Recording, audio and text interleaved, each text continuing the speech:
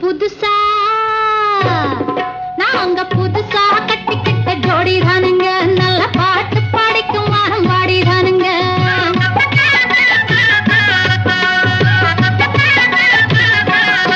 நாங்க புதுசா கட்டிக்கிட்ட ஜோடி தானுங்க. நல்ல பாட்டு படிக்கும் வாரம் பாடி தானுங்க.